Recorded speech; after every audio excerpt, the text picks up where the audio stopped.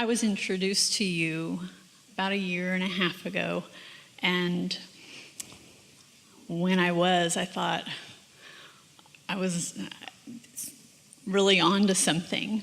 I feel like everything just resonated, made sense, and I really felt like I was heading in this direction that I really needed to be going in to live an optimal life. What often happens when, because you've been living life and you've been allowing and not allowing, and in the receiving mode and not in the receiving mode, and really, if you're like most people, putting a lot into your vortex, and then when you first begin to consciously hear or remember this stuff that you know from your very core, so that resonant feeling is within you, then often there's a really exhilarating period of time when you just allow in a stronger way more manifestation of more things. And so you sort of kind of get it, and the evidence gives sort of stronger credence to the fact that you've got it. But then that begins to feel a little normal, and you sort of get into a little bit of complacency, and then you don't feel the big rush. It's sort of like you pull a rubber band back far enough. When you let go of it, it's going to go really, really far. But if you go, then you don't have that big rush. So what are you experiencing? We felt a big butt coming on here. It was a few months after I was introduced to you, I found out that I had this very rare tumor, this cancer, that it's 1 in a million. Of course, I'm going to have 1 in a million. You are all so unique that you could all Right. say that about everything. Oh, yeah. But we get what you mean. I know that everything has happened to me for a reason. There's a reason for this. And I feel like I was that rubber band, back and forth. And I feel like I almost manifested this with just not being in alignment. We have a question for you, and don't spend a lot of time trying to figure out the answer, but the answer matters, and we're not putting any pressure on you, but just sort of rest for it a little bit and then let it flow. Does it feel to you, knowing what you know, feeling who you are, and as often as you are in alignment, in other words, the you that you gather around the most often, so does it feel to you that this is about you having done something really wrong? Or is it about you wanting something really a lot, and this is an avenue for you to get that? Initially, I felt as if this was a punishment, but it's not. I feel like it's a blessing, and I feel as if... So tell us what blessings you've already discovered in it.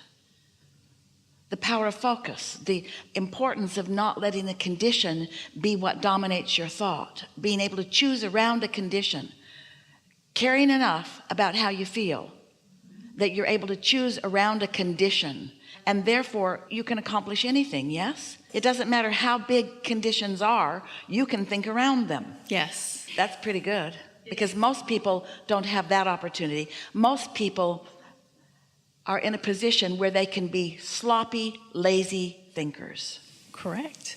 After I found out I had to go in for the surgery, and it was insane the amount of people that just came out of the woodwork to support me through this, that I felt like gave me my own internal power. The question that we have for you now is, does it feel to you that there's a criticalness and an urgency or an importance to your thought, to the way you direct your thought? Because you could get that impression from what we said before.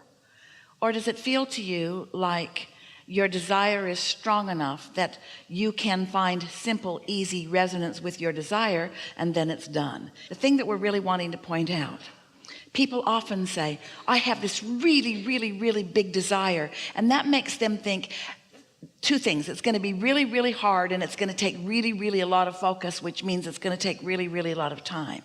And we want to convey, and you make it easy, we want to convey that it is as easy to create a castle as a button. It's as easy to attract something that feels really big as it is to attract something that feels really simple. But you have to make the thing that feels really big feel really simple. The rarity of this, the importance of this, the odds of this, all put you in a position where you work against yourself.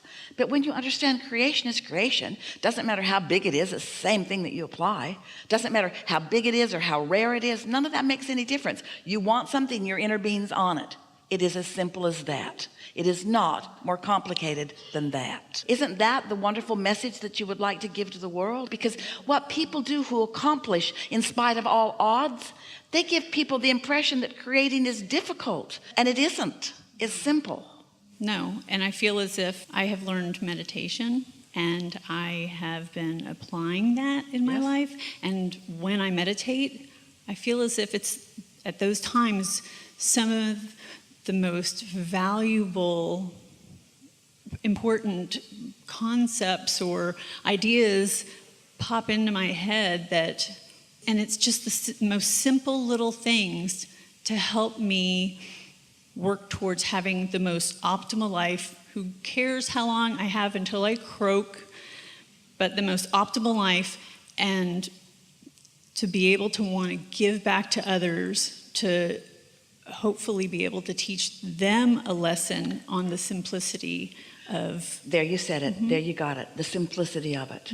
The simplicity of it. People who have simple things that they're reaching for have a hard time teaching others the simplicity of it, because everybody thinks they already know that. But when you make something that seems complicated to people feel simple to you, and then you simply accomplish what you want, and then you talk about that, now you've done something. And sometimes I feel as if, sometimes this does not shut up, and it makes things so complicated. Well, it's all right, because you're always in the receiving mode, but more and more, as it matters to you a lot, and it does, about what receiving mode you're in. And then you feel the pleasure of that receiving mode, and you don't worry about slipping into the other. That's another thing that really helps. We want to say to you in a way that you can really hear, there's nothing serious going on here. There's nothing serious going on here. These are simple laws of the universe. You get what you want. You just got to think about what you want. And so this is an opportunity that's helped you to clarify that. And the other thing that I have to remember, and I felt as if when you walked out, nobody else was here except the two of us. And the things that you were saying, it was all directed at me. Yeah. And sometimes I feel as if I am a ball in a pinball machine, and I just am basically more about bouncing off the things that I don't want. Don't want that, don't want that, don't want that. It's all right. It's normal, and it's all right. And as we said, how do you know about clarity if you haven't had some confusion? How could you even differentiate the two? Right. It's true. It's just a matter of being able to take the time after I realize the things that I don't want, that throw me out of the alignment, to actually think about and take the time to think about what I do want. Because you said that, I'll say, okay, don't want that, don't want to be talked to like that, or whatever it is that I don't want, knowing inside that I want something good. For example, find the phrase that made you say that and give us the phrase. You don't want to be talked to like what?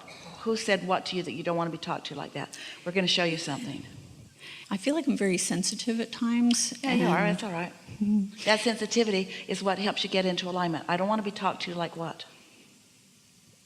I don't want to... All right, so here's our answer, even though you couldn't quite formulate the words. But here's the answer, because we know. Right. We know. So here's the answer. I don't want these people to carry on with this misunderstanding and promote it among so many. I don't want this to be the dominant thought about these things. I want clarity to come to me through my alignment with all that I am. And I want my power of influence to be enough that I'll be able to influence others into the clarity also. That's really what it is. But before the fact that that has happened, it feels iffy and confusing to you, and that's why you get all wobbly. But after it has happened, then you'll say, I knew that. I saw that coming. Yes? It's that power. It's the power. The power of what? The source within myself, Let's call that power, of myself. and let's call that power this new word that we've been talking. What's that new power? The influence of my inner being. If you're here for service, if you're here to influence knowledge and clarity, then don't you have to find it first? Can you be guessing and influence it? Can you be making it up? Can you be a hypocrite? Can you be speaking the words but not really feeling it? No. Can, but it doesn't work. No. And so you find it and you know it by the relief that you feel at first. At first it feels like relief, and then it feels like exhilaration. And then you don't worry about what anybody else is doing. You just revel in your exhilaration until you're so stable there that nothing else is you. And when you've got a strong desire like this, that's something that is so likely to happen, you see. Sometimes you come with bigger intentions than others, and that's a big one. It's going to serve you really well. I feel like it will. Yeah.